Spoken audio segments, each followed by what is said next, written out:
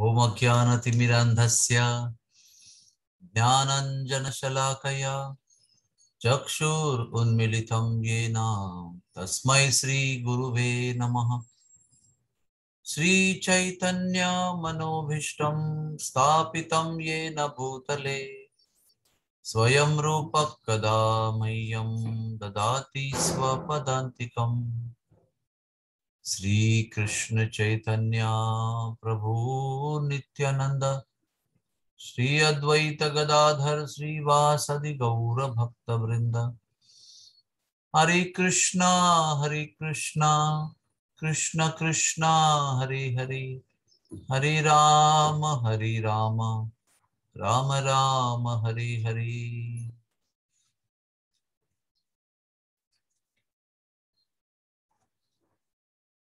मानवीय जीवन कलयुग में विशेष करके भगवान के नाम के जप करने के लिए दिया गया है,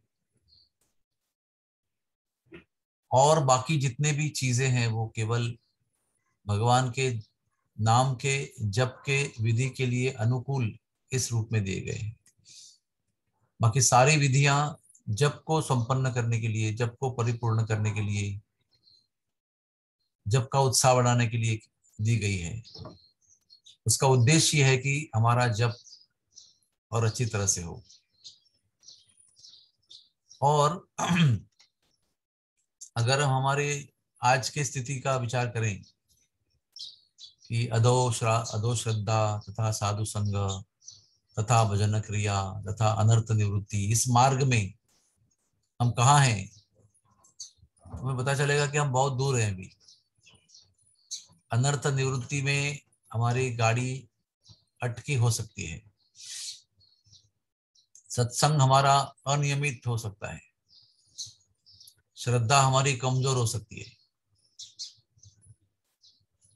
कभी छुट्टी के दिन बैठ के विचार करना चाहिए कि श्रद्धा हमारी कितनी है, सत्संग हमारा कितना दृढ़ है, कितना नियमित है, और भजन क्रिया जो हम करने जाते हैं या करते हैं, इसमें हम कितने निश्चय पूर्वक कर रहे हैं, ये कितने ध्यान पूर्वक कर रहे हैं, कितना समय बीत गया है और कितना हमने किया है। ये हमको, जब हम सोचेंगे इसके विषय में, चिंतन करेंगे, तो हमको पता चलेगा कि मंजिल बहुत ही दूर है और हमने अभी अधिक कुछ प्राप्त नहीं किया है। यहाँ तक कि हमारी श्रद्धा भी अभी दृढ़ नहीं है जो आवश्यक है।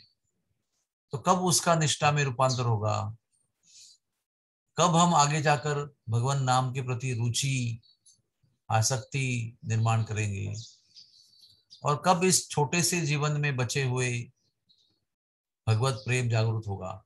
ये सब बहुत कठिन प्रश्न है, इनका उत्तर प्राप्त करना बहुत कठिन और बहुत ही संकोचजनक है। जैसे आईने में हम देखते हैं और हमारे चेहरे में काले दाग पड़े हुए हैं, तो आईने में देखना बहुत मुश्किल होता है। आईने में देखना बहुत संकोच वाला होता है, बहुत कष्ट वाला होता है। It is very difficult to tolerate oneself seeing in the mirror. लेकिन फिर भी जिसको जीवन में प्रगति करनी है, उसको सदैव दर्पण के सामने खड़े रहने का अभ्यास करना चाहिए, ताकि हमारी सत्य को हम स्वीकार कर सकें कि क्या सत्य है हमारा, कितना हम गहराई में भगवान की भक्ति में है और कितना नहीं है। इसके विषय में रोज मापदंड होना चाहिए, रोज चिंतन होना चाहिए, रोज विचार होना चाहिए। तब कहीं जाके हमें प्रोत्साहन मिलेगा, इम्पेटस मिलेगा आगे बढ़ने के लिए। और बहुत लोगों का भी जैसे अनुभूतियां होती है ना, तो अधिकतर अनुभूतियां ना बहुत साल जप करने के बाद ही होती है। कोई नवसिखिया भक्त को बहुत सारी अनुभूतियां, साक्षात्कार, रियलाइजेशन नहीं होते हैं। इसका अर्थ यह है कि जब अनुभूतियां होने लगती है तो बहुत हमारी उम्र हो गई होती है और बहुत कम उम्र बची होती है। उतने छोटे से बची हुई उम्र में इतना सारा कार्य पूरा करना है, इतना सारा अंतर पार करना है, अनर्थ निवृत्ति करनी है, निष्ठा निर्माण करनी है, फिर आसक्ति होगी, फिर रुचि होगी, फिर जप होगा, फिर भजन होगा, फिर प्रेम होगा। तो इसलिए हम सबको बहुत आतुर होना चाहिए। जैसे कल भी मैं परम ज्योति के प्रभु के साथ चर्चा कर रहा था, हम सबको डेस्परेट होना चाहिए। जब तक हम लोग डेस्परेट नहीं है, बहुत व्याकुल नहीं है इस विषय में, तब तक हमें वो आसानी से प्राप्त नहीं होगा। जब हम व्याकुल हो जाएंगे तो फिर भगवान दौड़े आएंगे। लेकिन व्याकुलता नहीं है हमारे अंदर, तो फिर ये बहुत कठिन काम है। अभी हम धन प्राप्ति के लिए व्याकुल हैं, अभी हम इंद्रिय भोग के लिए व्याकुल हैं, अभी हम पद उन्नति प्राप्त करने के लिए व्याकुल हैं। तो भगवान के लिए कब व्याकुल होंगे? समय तो बीतते जा रहा है, समय तो बचने वाला नहीं है। इसलिए ये सवेरे सवेरे का साथ में आकर जप करना, भक्तों को देखते हुए, उनके सत्संग में उनसे प्रेरणा लेते हुए जप करना, ये बहुत आवश्यक है। और अभी करना है, ये आगे समय नहीं है इसके लिए। ये पंचवार्षिक योजना नहीं है, this is not 5 year plan. आज से ही करना है, अभी से करना है। समय बीतता जा रहा है और अभी कोई और अच्छा मुहूर्त आगे आने वाला नहीं है। जो है हाथ में समय, वही शुभ मुहूर्त है, इसी को लेके चलना है।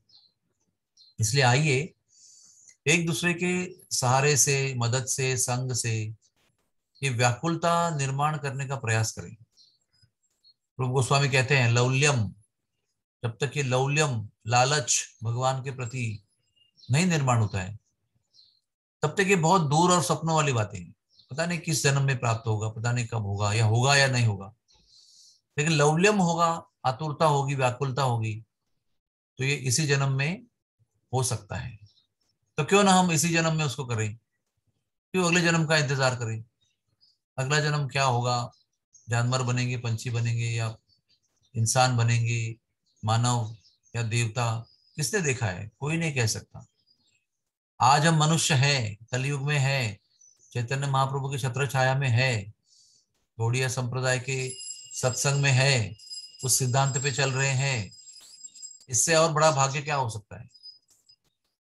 इसलिए आइए अपने भाग्य को हम समझें, उस प्रकार चलें, अपने विचारों को व्याकुलता की ओर मोड़ें और भगवान नाम को इसी जन्म में सिद्ध करें। हरे कृष्णा, हरे कृष्णा, कृष्ण कृष्ण हरे हरे, हरे राम, राम राम हरे हरे।